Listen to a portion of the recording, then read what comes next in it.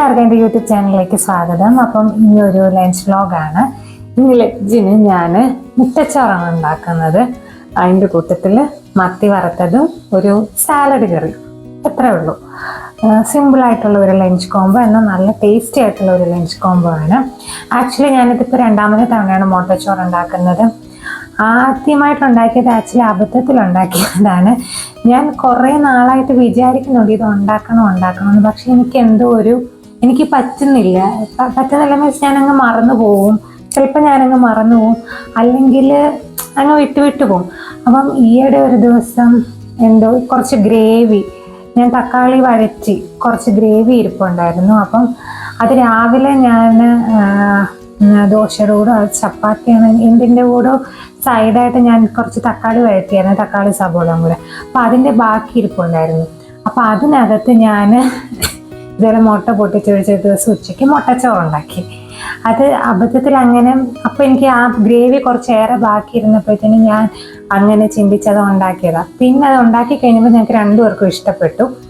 അപ്പം വിചാരിച്ചു ഇന്ന് കുറച്ച് മത്തി കിട്ടിയപ്പോൾ ഞാൻ വിചാരിച്ചു ഇന്ന് അധികം പച്ചക്കറികളൊന്നും ഞാനിപ്പം ഇങ്ങനെ തീർത്തുകൊണ്ടിരിക്കുകയാണ്. ഒത്തിരി ഞാൻ വാങ്ങിച്ച് കൂടുന്നില്ല, കാരണം ഞങ്ങൾ 2 ദിവസം കൂടെ കഴിയുമ്പോൾ ഒന്ന് നാട്ടിൽ പോകും, കുറച്ച് ദിവസത്തേക്ക്. അപ്പം ഞാൻ കൂടുതലൊന്നും വാങ്ങിച്ചൊന്നും വെക്കുന്നില്ല. അപ്പം കുറവാണ്. അപ്പോൾ ഉള്ളത് കൊണ്ട് ഈ 2 ദിവസം ഒന്ന് അഡ്ജസ്റ്റ് ചെയ്ത് പോകണമെന്നാണ് വിചാരിച്ചിരിക്കുന്നത്. കൂടുതൽ ഇപ്പം വാങ്ങിച്ചു കഴിഞ്ഞാൽ എന്തായാലും അത് അധികമാവും. ചിലപ്പം വരുമ്പോഴത്തേക്കിനും ചിലപ്പം ചീത്തയായാലോ. അതുകൊണ്ട് ഞാൻ വിചാരിച്ചു ഇന്നിങ്ങനെ അങ്ങ് അഡ്ജസ്റ്റ് ചെയ്ത് പോകാമെന്ന്. ഇതിനകത്താണെങ്കിൽ തക്കാളിയും സബോളയും ആണല്ലോ മെയിനായിട്ട്, വേറെ അധികം പച്ചക്കറികളുടെ കാര്യമൊന്നുമില്ല. ഞാനിപ്പോൾ സാലഡ് കറി എന്ന് പറയുന്നത് തക്കാളി സബോളയും കൊണ്ട് തന്നെ ഉള്ള കാര്യങ്ങളാണ്. അതിനാണ് കുറച്ചേറെ സബോള ഞാൻ എടുത്തിരിക്കുന്നത്. 2 തക്കാളി എടുത്തിട്ടുണ്ട്. അതിങ്ങനെ കടുക് വറുത്ത് തൈര് ഒഴിച്ച്, എനിക്ക് ചോറിൻ്റെ കൂടെ അതൊരു നല്ല കോംബോ, എളുപ്പം ഉണ്ടാക്കാൻ പറ്റുന്ന ഒരു കറിയും കൂടാണ് അത്. അപ്പം ഈ സാലഡ് കറി ആക്ച്വലി വൈറ്റ് റൈസിൻ്റെ കൂടെ കുറച്ചുകൂടെ നല്ല, നമ്മുടെ പച്ചരി ഇല്ലേ, നമ്മൾ ചില സമയത്ത് എൻ്റെയൊക്കെ വീട്ടുകളിൽ പച്ചരി വെക്കുമായിരുന്നു. പച്ചരി ഒരു മാറ്റത്തിന് വേണ്ടിയിട്ട് ഇങ്ങനെ പച്ചരി മാത്രം വെക്കും. നമ്മുടെ പൊന്നീരിയോ പച്ചരിയോ നമ്മൾ അരിയാന്ന് തോന്നുന്നു, അത് വെക്കും. വെളുത്ത വൈറ്റ് റൈസ്, ബസ്മതി അരിയല്ല, അല്ലാത്ത അരിയല്ലേ. അപ്പം അതിൻ്റെ കൂട്ടത്തിൽ എൻ്റെ അമ്മ എടുത്തുകൊണ്ടിരുന്ന ഒരു സംഭവമായിരുന്നു ഈ സാലഡ് കറി. ഈ കറിയും എന്തെങ്കിലും ഒരു മെഴുക്കുരട്ടിയും കൂടെ നല്ലൊരു കോമ്പിനേഷനാണ്. അപ്പം ഞാൻ വിചാരിച്ചു ഇന്ന് ഇതിൻ്റെ കൂടെ മുട്ടച്ചോറിൻ്റെ കൂടെ അതാകുമ്പോൾ കുറച്ച് ഈ തൈര് ഒഴിച്ച് കടുക് വറുത്ത ഈ ഒരു കറിയും, പിന്നെന്താ നമ്മുടെ മത്തി വറുത്തതും ഇതും എന്നാണ് വിചാരിച്ചിരിക്കുന്നത്. അപ്പം ഞാനെല്ലാം അരിഞ്ഞ് റെഡിയാക്കി വെച്ചു. ഇനി നമുക്ക് വേഗം ഓരോന്നുണ്ടാക്കാം. അപ്പം നമുക്ക് നേരെ വീഡിയോയിലേക്ക് പോകാം. അപ്പോൾ ഞാൻ ആദ്യം തന്നെ നമ്മുടെ സബോളയും തക്കാളിയും എല്ലാം അങ്ങ് അരിഞ്ഞ് വെക്കുവാണ്. നമുക്ക് രണ്ടിനും, മുട്ടച്ചോറിനും ഈ സാലഡ് കറിക്കും ഇത് രണ്ടും വേണം. അപ്പം ഞാനൊരു 3 സബോള എടുത്തിട്ടുണ്ട്, ഒരു 2 തക്കാളി എടുത്തിട്ടുണ്ട്. അത് നീളത്തിൽ അങ്ങ് രണ്ടിനും ഏകദേശം ഒരേപോലെ തന്നെയാണ് കട്ട് ചെയ്യേണ്ടത്. അപ്പം ആ ഒരു രീതിയിൽ അങ്ങ് കട്ട് ചെയ്ത് വെക്കുക. പിന്നെ ഇതിന് വേണ്ടത് കുറച്ച് ഇഞ്ചിയാണ്. അത് സാലഡ് കറിക്കാണ് വേണ്ടത്. മറ്റേതിന് ഞാൻ തക്കാളി സബോള മാത്രമേ ചേർക്കുന്നു, വേറൊന്നും ചേർക്കുന്നില്ല. മുട്ടച്ചോറിന് ഈ സാലഡ് കറിക്ക് വേണ്ടിയിട്ട് കുറച്ച് ഇഞ്ചിയും കൂടെ ഒന്ന് കട്ട് ചെയ്ത് വെക്കണം. പിന്നെ കറിവേപ്പില, ഇത്രയും ഐറ്റംസ് മതി. അപ്പം നമുക്കതെല്ലാം ഒന്ന് കട്ട് ചെയ്യാം.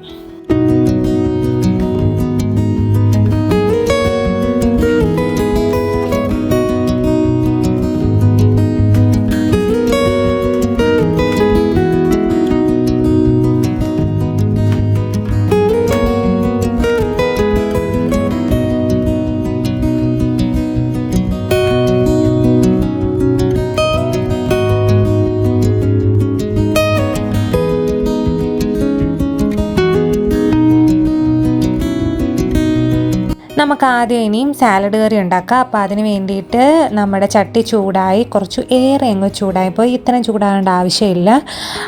അതിലേക്ക് എണ്ണ ഒഴിച്ച് കടുകും മുളകും കുറച്ച് ഇഞ്ചി അരിഞ്ഞതും കറിവേപ്പിലയും കൂടി ഇടണം അതിൻ്റെ കൂട്ടത്തിൽ. എന്നിട്ട് നമ്മുടെ സബോളയും അതിൽ നിന്ന് ഞാൻ ഒരു പിടി സബോള എടുത്തു, എന്നിട്ട് അതും കൂടെ ചേർത്ത് കൊടുത്തു. എന്നിട്ട് ആവശ്യത്തിന് ഉപ്പും പിന്നെ 2 പച്ചമുളകും കൂടെ ചേർത്ത് കൊടുത്തിട്ടുണ്ട്. അതും കൂടെ ചേർത്ത് നന്നായിട്ട് വഴറ്റുക. എന്നിട്ട് അതിലേക്ക് തക്കാളിയും കൂടെ ചേർത്ത് വഴറ്റുക. കാരണം നമ്മളിതിൽ ഒരു വക പൊടികളും ചേർക്കുന്നില്ല, ഉപ്പ് മാത്രമേ ചേർക്കുന്നുള്ളൂ. അപ്പോൾ ഇതിനിയും നന്നായിട്ടിരുന്ന് വഴണ്ട് വരണം. വഴണ്ട് വരുന്ന സമയത്ത് നന്നായിട്ട് വഴണ്ട് വന്നു കഴിഞ്ഞിട്ട് വേണം നമ്മുടെ തൈര് ഒഴിക്കാൻ.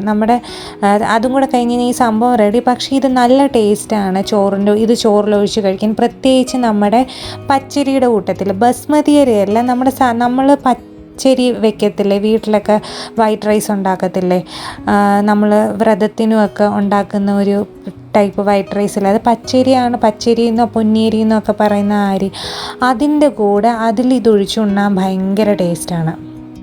ഈ ഒരു പരുവത്തിൽ നന്നായിട്ട് വഴണ്ട് കഴിയുമ്പോഴത്തേനും തൈര് ചേർത്ത് കൊടുക്കുക. അത് എത്രത്തോളം ഇപ്പം ഒഴിച്ചുണ്ണാൻ ആവശ്യത്തിനാണെങ്കിൽ നല്ലോണം ചേർത്ത് കൊടുക്കുക.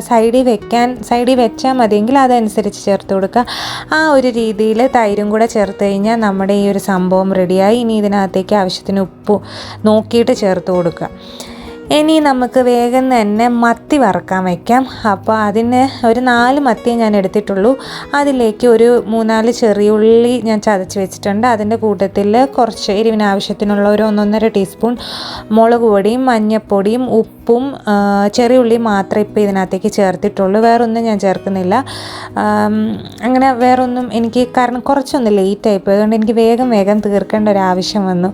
അപ്പോഴത്തേനും ഞാൻ പെട്ടെന്ന് തന്നെ മത്തി പുരട്ടി വെച്ചു. ഇനി നമുക്ക് നമ്മുടെ ചോറൊക്കെ ഓൾറെഡി റെഡി ആയിട്ടുണ്ട്. അപ്പോൾ ഇനി നമുക്ക് മുട്ടച്ചോറ് ഉണ്ടാക്കാം. അപ്പോൾ ഇപ്പുറത്ത് നമുക്ക് മത്തി വറുക്കാനും കൂടെ വെക്കാം. അപ്പോൾ മുട്ടച്ചോറിന് വേണ്ടിയിട്ട് എണ്ണ ഒഴിച്ച് ചൂടായതിന് ശേഷം ഇതിലേക്ക് കുറച്ച് കറിവേപ്പില ചേർത്ത് കൊടുത്തിട്ടുണ്ട്. എന്നിട്ട് സബോള ചേർത്ത് കൊടുക്കുക.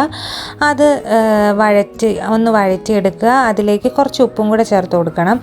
ഇപ്പം ഞാൻ നമ്മുടെ മീൻ വറുക്കാൻ വേണ്ടിയിട്ട് എണ്ണ ഒഴിച്ചിട്ടുണ്ട്. പക്ഷേ എണ്ണ കൂടിപ്പോയി, അത്ര എണ്ണ വേണ്ട.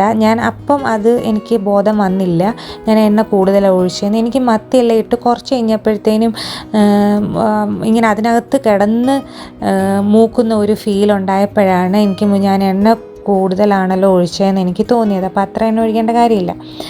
അപ്പോൾ ഇതിനകത്തേക്ക് നമ്മുടെ മുട്ടച്ചോറിനകത്തേക്ക് തക്കാളിയും കൂടെ ചേർത്ത് നന്നായിട്ട് അങ്ങ് വഴറ്റിയെടുക്കുക. അപ്പോൾ മത്തിക്ക് സ്വല്പം നെയ്യും കൂടെ ഉണ്ടായിരുന്നു, അതാണ് ഇത്രയും ഇത് തോന്നിക്കുന്നത്. ഇനി ഇതിലേക്ക് കുറച്ച് മഞ്ഞൾപ്പൊടിയും കുറച്ച് മുളക് പൊടിയും കൂടെ ചേർത്ത് നന്നായിട്ട് വഴറ്റിയിട്ട് 2 മുട്ടയാണ് ഞാൻ എടുത്തിരിക്കുന്നത്, അതും കൂടെ പൊട്ടിച്ചൊഴിക്കുക. ഇതിനകത്ത് വേണമെങ്കിൽ നിങ്ങൾക്ക് കുരുമുളക് പൊടിയും ഒരു സ്വല്പം ഗരം മസാലപ്പൊടിയും കൂടെ ചേർത്താലും കുഴപ്പമില്ല ഈ മുട്ടച്ചോറിനകത്ത്.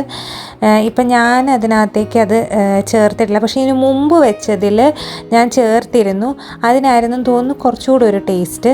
ഇതിന് ഞാൻ ചേർക്കാതാണ് വെച്ചത്. അപ്പം വേണമെങ്കിൽ ഒരു 1/4 ടീസ്പൂൺ ഗരം മസാലപ്പൊടിയും കൂടെ ചേർത്താൽ നല്ലതാണ്. പിന്നെ ഇതിലേക്ക് നമ്മൾ ചോറ് ചേർത്ത് കൊടുക്കുക. ആക്ച്വലി കുറച്ച് തണുത്ത റൈസ് ചേർക്കുന്നതാണ് കുറച്ചുകൂടെ നല്ലത് അപ്പം വേവിച്ചതിനേക്കാളും. എൻ്റെ കയ്യിൽ അത് ഇരിപ്പില്ലായിരുന്നു, കുറച്ചൊന്ന് തലേദിവസത്തെ റൈസ് ചേർത്താൽ കുറച്ചുകൂടെ നല്ലതായിരിക്കും. അങ്ങനെ നമ്മുടെ റൈസ് എല്ലാം റെഡിയായി. ഞാനത് ചുമ്മാ ചട്ടിക്കകത്ത് തന്നെ വെച്ചു. എന്നിട്ട് ഇതിലേക്ക് നമ്മുടെ മത്തി വറുത്തതും സാലഡ് കറിയും കൂടെ ഞാൻ ഒഴിച്ചു. അപ്പം ഇന്നത്തെ ഒരു ചെറിയ ലഞ്ച് വ്ളോഗായിരുന്നു. എല്ലാവർക്കും ഇഷ്ടപ്പെട്ടെന്ന് പ്രതീക്ഷിക്കുന്നു. ഇഷ്ടപ്പെട്ടെങ്കിൽ ഒന്ന് ലൈക്ക് ചെയ്യുക, ഷെയർ ചെയ്യുക, ചാനൽ ഒന്ന് സബ്സ്ക്രൈബ് ചെയ്യുക. ഇനി വീണ്ടും അടുത്തൊരു വീഡിയോ ആയിട്ട് വരുന്നിടം വരെ താങ്ക് യു സോ മച്ച്.